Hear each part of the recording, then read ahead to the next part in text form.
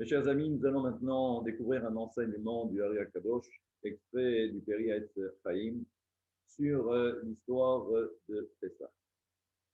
Vous n'êtes pas sans savoir que 210 ans d'esclavage, de souffrance, de servitude, et plus que cela encore, le peuple d'Israël, toujours d'après nos textes, a atteint la 49e porte d'impureté, et tout en sachant également que aucune personne n'a jamais réussi à sortir de sa propre initiative d'Égypte sans avoir eu l'autorisation au préalable. Et donc, nous savons que tout est verrouillé.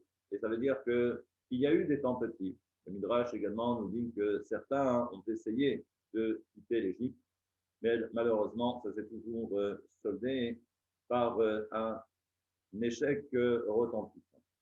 Et là, donc, ce que nous dit le Ari Akadosh, c'est qu'on peut imaginer que Akadosh Baruch Hu a dû changer, on va dire, sa façon traditionnelle de procéder et de gérer le monde. Dans un cas d'urgence, comme nous allons le voir maintenant, eh bien, on va voir que Akadosh Baruch Hu a, entre guillemets, et je dis bien entre guillemets, transgressé toutes les règles pour que la sortie d'Égypte puisse être réalisée par le Très-Haut, par Akadosh Baruch Hu, et également pour permettre au peuple d'Israël de sortir le plus rapidement possible. Et si je dis le plus rapidement possible, c'est justement parce que, comme vous le savez, si le peuple d'Israël avait atteint la 50e porte d'impureté, eh bien, on ne serait jamais sorti d'Égypte. Là aussi, lorsque la Torah nous dit que le peuple d'Israël, c'est des chipazon, le peuple d'Israël a quitté l'Égypte dans l'empressement, faisant preuve de célérité, c'est-à-dire rapidement. Et là, on se dit, mais pourquoi rapidement? Si c'est Akadosh Baruch Hu qui est le chef d'orchestre, si c'est Akadosh Baruch Hu qui a organisé d'une main de maître la sortie d'Égypte, pourquoi est-ce que le peuple d'Israël a dû sortir précipitamment, comme si en fin de compte le peuple d'Israël était comparable à un voleur qui est obligé de s'enfuir? Je rappelle que nous avons quand même travaillé pour l'Égypte pendant 210 ans et nous n'avons jamais été rémunérés, si ce n'est qu'à la fin, lorsqu'on a récupéré certaines richesses. Je referme vite cette parenthèse. Donc la question est la suivante. Que s'est-il passé à un niveau supérieur le soir de Pessah? Là aussi, vous comprendrez que la fête de Pessah est assez particulière, assez exceptionnelle. Vous remarquerez qu'il n'y a que le soir de Pessah où nous récitons le Hallel.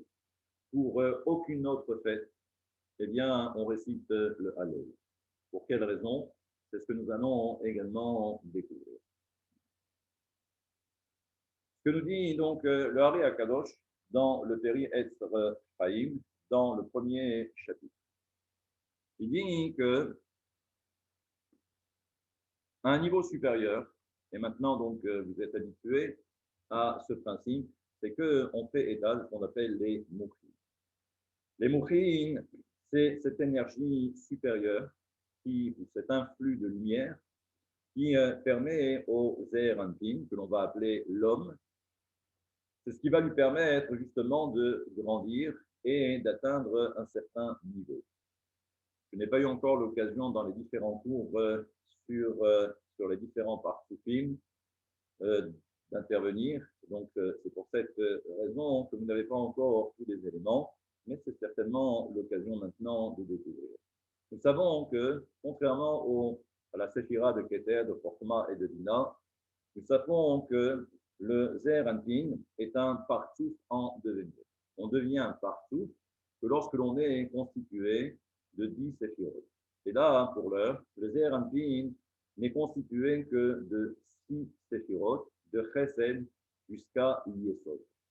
Et ça veut dire qu'il va y avoir différentes étapes pour que, justement, le Zeir Anpin puisse ensuite retrouver bien, les 3 autres qui lui manquent pour devenir lui également un partout à part entière. Pour ce faire, il faut savoir que le Zeir Anpin donc va devoir se connecter à Chokma et également à Bina. Et nous savons là aussi que il y a ce qu'on appelle au niveau des motrines, on va retrouver également dans les différents textes, même dans les différentes chassidoutes, nous savons qu'il y a ce qu'on appelle cette notion de katnou, mouhin des katnou, et il y a également ce qu'on appelle les mouhin des gaz. Mouhin des katnou, c'est cette petitesse d'esprit. C'est comme cela qu'on a l'habitude de traduire, mais vous comprendrez que là, c'est lorsque la personne est quelque peu limitée. D'ailleurs, c'est pourquoi cette période de katnou est appelée dans la mystique, et faisant comme cela, faisant référence à ces trois étapes que l'on va appeler le hibou, la yenika, et ensuite ce qu'on va appeler la gadout, ou soit c'est ce qu'on va appeler un hibou bête dans certains ouvrages. Le hibou, c'est lorsque l'enfant est dans le ventre de sa mère. Donc il est en train de se constituer, il prend forme, mais tout en sachant que, comme cela est rapporté dans le texte, c'est ce qu'on appelle shlosha klivim de shlosha, c'est-à-dire que ce sont trois à l'intérieur de trois. En réalité, c'est le fœtus. En réalité, c'est l'enfant qui est à l'intérieur du ventre de sa mère et qui est recroquevillé sur lui-même. Et c'est pourquoi on va appeler ça 3 dans 3. Ça veut dire qu'en réalité, 3 dans 3, ce sont les trois séphirotes que l'on appelle Chesed, Voura et Tiferet, qui rentrent à l'intérieur de Netzach, Hod et Yesod. Comme l'enfant, donc, qui est recroquevillé sur lui-même, et ces gens sont également sur lui-même. Et là, on comprend que cette attitude de l'enfant, c'est ce qu'on a appelé donc le hibour. Et ça veut dire également que pendant cette période, eh bien, un enfant n'a pas toutes ses capacités intellectuelles. C'est pour cette raison qu'on ne parle pas des trois, bien qu'un enfant a également une tête. Et pour l'instant, il n'a que ce qu'on va appeler un kéli. Il n'a simplement qu'un réceptacle où, à l'intérieur, pour l'instant, il n'y a pas encore ce qu'on va appeler ces mochines. C'est-à-dire que l'enfant va commencer maintenant à s'éveiller. Pour l'instant, il est à l'intérieur du ventre de sa mère. Ensuite intervient la naissance et il y a cette période qu'on appelle la période de Yenika. La période de Yenika, c'est la période d'allaitement. Ça veut dire que pendant toute cette période de Yenika, là aussi, on va voir que l'enfant va commencer à grandir, tant sur le plan physique, mais également sur le plan intellectuel. Et ça veut dire que ces différentes phases, c'est à ce moment-là que l'enfant grandit et il reçoit en fait bien cette lumière particulière qui va lui permettre justement, même sur le plan intellectuel, de grandir. C'est ce qu'on va appeler donc la période de Mourtou. Mais tout en sachant que, pour que ce soit un peu plus clair, donc Ribour et Yenika, donc l'enfant dans le ventre de sa mère, l'enfant qui quitte le ventre de sa mère, petite parenthèse, il faut savoir que le statut du peuple d'Israël à ce moment-là, en Égypte, c'est ce qu'on va appeler Ibour Aleph, c'est-à-dire c'est lorsque l'enfant est dans le ventre de sa mère. C'est-à-dire que pour l'instant, il n'y a aucune mochine. Et donc, on va voir que tout le principe de la fête de Pessah, c'est justement d'accélérer le processus, comme on va le découvrir, pour dépasser, on va dire, toutes ces étapes pour arriver à la sortie d'Égypte. Et là, j'anticipe un peu trop. Et donc, je vais continuer sur ce développement. Donc, on comprend que pendant toute cette période de Yenika, c'est ce qu'on appelle Katnou Aleph, donc c'est la première période où on peut considérer que l'enfant est petit et donc il doit grandir. Donc, il reçoit un influx spirituel, une lumière particulière pour arriver jusqu'à l'âge, comme c'est rapporté d'ailleurs dans le Zohar, pour arriver jusqu'à l'âge de 13 ans. À 13 ans et un jour, il commence maintenant à recevoir ce qu'on va appeler Gadlut. C'est-à-dire qu'il reçoit encore une lumière beaucoup plus grande, et c'est comme cela qu'un enfant passe de l'enfance et passe directement à l'âge adulte. Chez nous, vous remarquerez qu'il n'y a pas d'adolescence. On est enfant et on devient adulte à 13 ans et un jour parce qu'à un niveau supérieur, on considère qu'on commence maintenant à recevoir ces grandes lumières qu'on appelle la Gadlut. Donc, Katnout, et on devient maintenant Gadlut. Et là, on comprend que même cette notion de gadout se poursuit pour arriver jusqu'à l'âge de 20 ans. Et à partir de l'âge de 20 ans, on considère qu'on devient véritablement gadol parce que la période de gadou s'étend justement de 13 ans et un jour jusqu'à 20 ans. Et là, à partir de là, on peut comprendre que maintenant, un homme est en mesure de se marier et également pour différentes autres choses, comme c'est rapporté dans la Gemara, dans le Talmud. Donc, si vous avez bien compris, on comprend que ce qui est valable ici-bas, eh bien, c'est ce qui se produit également à un niveau supérieur. Je dis que la séphira du Zeher Anpin est constituée que de 6, parce que justement, ensuite, elle va avoir besoin de ces différentes lumières qui vont provenir de Bina et de Chokma. Donc là aussi, les mêmes étapes, il va y avoir Katnut et il va y avoir également Galut. Ça, c'est la première explication, sans toutefois rentrer dans le détail, même si c'est déjà assez complexe. Mais comme je le dis maintenant assez souvent dans les différents cours, on va rentrer maintenant dans le détail du détail pour bien comprendre que la mystique, ce n'est pas simplement encore une fois que quelques séphirotes, mais il faut savoir que c'est un ensemble, c'est un programme et c'est un programme que l'on doit être capable ensuite de bien comprendre, de bien assimiler pour la suite. Nous savons que donc, ces lumières proviennent de deux endroits. Il y a ce qu'on appelle d'abord Tvuna. Vous vous rappelez dans le précédent cours sur Introduction à la Kabbale, je dis que dans la séphira de Bina, en réalité, il n'y a pas que Bina. Il y a Bina et il y a également Tevuna. Tevuna qui est juste en dessous de Bina. Et c'est là-bas qu'il y a justement ce qu'on appelle les Mochin. Mochin des Katnu et également Mochin des Gadou. Pour savoir également quelle est la différence, parce que je l'ai toujours dit, c'est que chaque fois que l'on change de lumière, eh bien, ça veut dire qu'il s'agit d'un nom de Dieu qui est différent. Quand il s'agit de la période de Katnout, donc cette période de petitesse, où l'enfant doit grandir pour arriver jusqu'à la bar mitzvah, du moins jusqu'à 13 ans et un jour, eh bien, pendant toute cette période, ces Mouchines des Katnout s'apparentent au nom de Elohim, le nom de Dieu que vous connaissez et que nous connaissons. Lorsque l'on passe à l'étape suivante pour arriver à la période de Gadout, nous savons que là, c'est maintenant le Yudke Vaté, c'est-à-dire le tétragramme. Maintenant, il faut comprendre que la première partie, la première étape, donc, c'est au niveau de Tevuna. Et c'est là-bas que donc il y a toutes ces énergies et au fur et à mesure, elles s'intensifient. Mais il faut savoir aussi qu'il n'y a pas que la femme qui donne, il y a également le mari.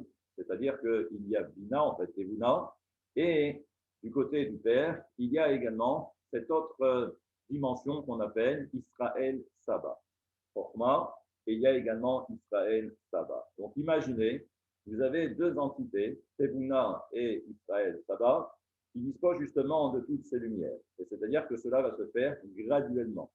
Katnout, et ensuite on arrive à Galut.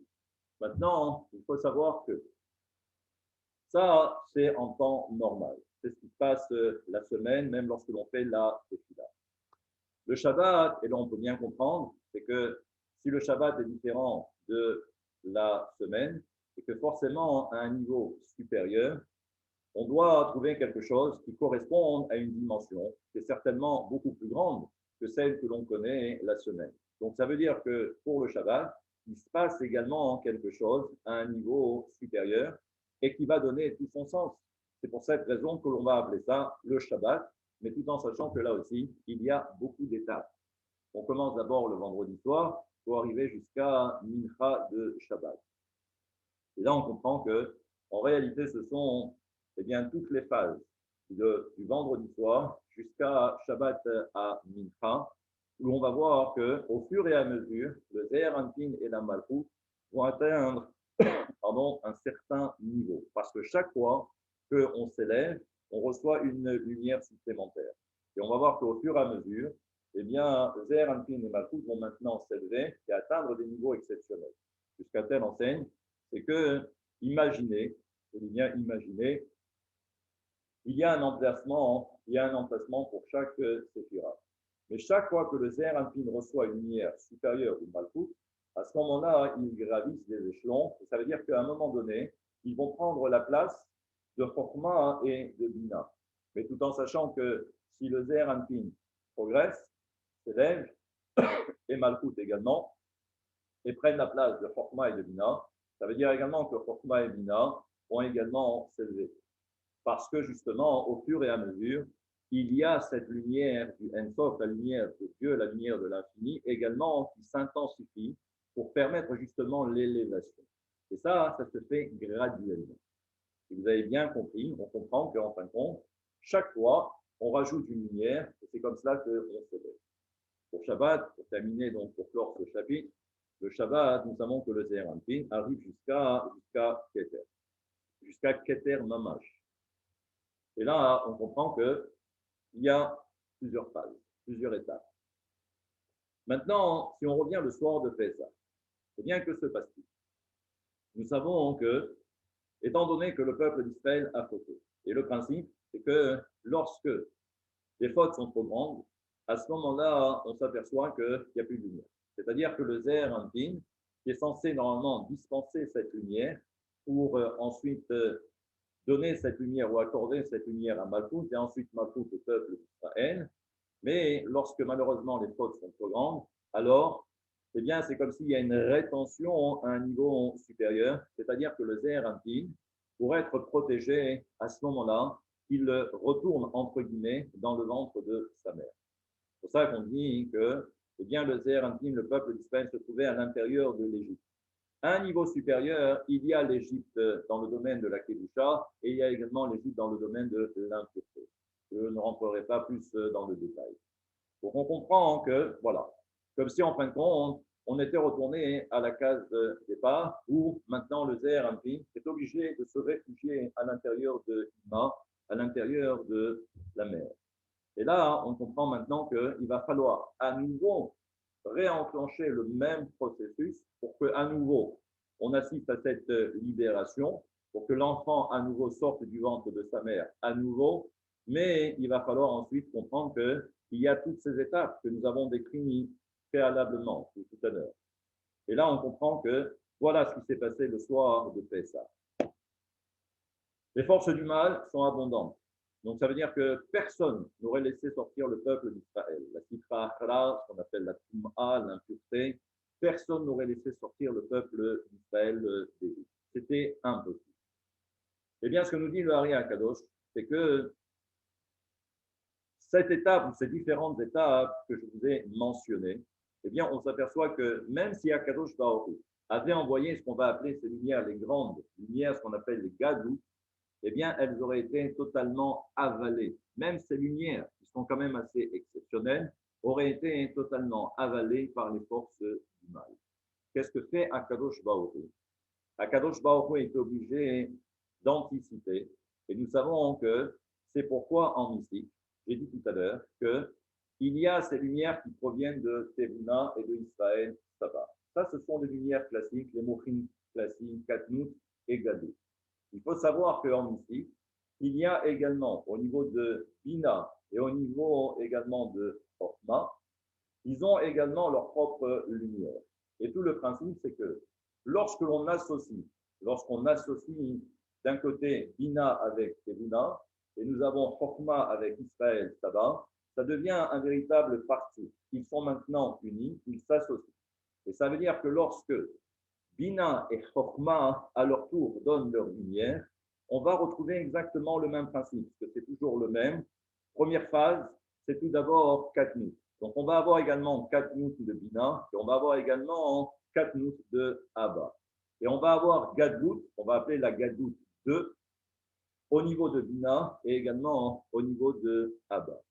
Eh bien, imaginez que cet ensemble de lumière, deux phases, Katnout Aleph, Gadlout Aleph, Katnout Bet et également Gadlout Bet. Eh bien, il faut savoir que le soir de Pessah, Akadosh Baruch Hu, normalement, n'a pas respecté. Il n'a pas respecté l'ordre traditionnel, où normalement, ce sont toutes ces étapes. Mais là, les forces du mal étaient tellement présentes que Akadosh Baruch Hu a tout inversé. Et ça veut dire qu'il a commencé directement par la Gadlout Bet et en associant tout le reste. À partir de là, on comprend que lorsque la Torah nous dit que c'est avec précipitation que nous avons quitté l'Égypte, nous sommes sortis d'Égypte, parce que ce soir-là, Akadosh Baruch Hu n'a pas respecté l'ordre entre guillemets, parce qu'il y avait urgence. Donc c'est dans la précipitation, parce que normalement il y a des étapes, et les étapes sont incompressibles pour arriver jusqu'à Gadlout Bet. Mais là, Akadosh Baruch Hu a vu qu'il y avait urgence, et c'est pourquoi Akadosh Baruch Hu a dévoilé ce soir-là, le soir de Pessah, une lumière exceptionnelle. Et il faut savoir que Pessah, le soir de Pessah, est différent de toutes les autres fêtes et même du Shabbat. Parce que le Shabbat, on a vu que c'est graduel, depuis vendredi soir jusqu'à Mincha de Shabbat. Alors qu'à Pessah, le soir de Pessah, on n'a rien respecté, on a tout mis, et ça veut dire qu'en une fraction de seconde, Akadosh Baruch Hu a envoyé toutes ces lumières. Eh bien, on comprend donc pourquoi la précipitation, et on comprend également pourquoi le Hallel. Parce que normalement, ce que l'on voit, ou ce qu'on aurait dû découvrir, c'est en journée. Parce que le dévoilement de toutes ces lumières dont je vous ai parlé, c'est quelque chose qui n'est accessible que la journée. Mais étant donné que là, le soir de Pessah, eh bien, toutes ces lumières se sont dévoilées, comme si en fin de compte, eh bien, c'était le jour. Et donc, c'est pour cette raison que l'on récite le Hallel. Là aussi, ce qu'il faut comprendre, c'est que dans la tradition juive, eh bien, le soir de Pessah, on laisse les portes de la maison ouvertes, tout en sachant que nous savons que les forces du mal le soir de Pessah n'ont aucune emprise sur le peuple d'Israël. Donc, c'est purement symbolique pour dire qu'il y a tellement de lumière que les forces du mal elles-mêmes ont été aveuglées. Et c'est comme cela que la sortie d'Égypte a pu avoir lieu. Mais comme nous le verrons, c'est que cela n'a duré qu'une fraction de seconde, parce que ce n'était pas quelque chose de naturel, on était pressé par le temps, Akadosh Baruch Hu a dû intervenir. Et ensuite, on sait que toutes ces lumières sont reparties, et ensuite, et on le comprendra un peu plus tard, c'est que ça, c'est ce qu'on a appelé donc Itrarata Dilaela. C'est l'éveil d'en haut, c'est Dieu qui a organisé tout cela. Mais tout le travail maintenant va être que, puisque nous avons eu droit à ce dévoilement, il va falloir que nous en soyons également capables par la suite de dévoiler, mais grâce à nous, toutes ces lumières pour arriver comme ça jusqu'à Shavuot. Donc c'est pourquoi en réalité, le premier soir de Pessah n'est que l'écho de la fête de Shavuot, le soir de Shavuot, où justement ces lumières qui se sont dévoilées le premier soir de Pessah, mais pas grâce à nous, eh bien, pendant les 49 jours du Homer, nous allons travailler pour que, à nouveau, ces lumières se dévoilent, mais cette fois-ci, le soir de Shavuot, et ceci grâce à nous. On verra dans le prochain cours qu'est-ce que représente bien évidemment les 3 matzot et également les 4 coupes de vin. Mais déjà, je peux anticiper en vous disant que la matzah représente la notion de chokma et également les kosot, les arba kosot, les 4 coupes de vin représentent la notion de bina. Et vous comprendrez ensuite que tout cela fait référence à cette notion de mouchin des katnout, mouchin des galout et également les autres niveaux supérieurs, katnout bet et également galout bet. Donc voilà ce qui s'est réellement passé le soir de Pessah. Et normalement, avec ces quelques enseignements du Hari Akadosh, on peut comprendre ensuite beaucoup de choses pour voir quelle est véritablement la différence de Pessah par rapport aux autres fêtes. À très bientôt.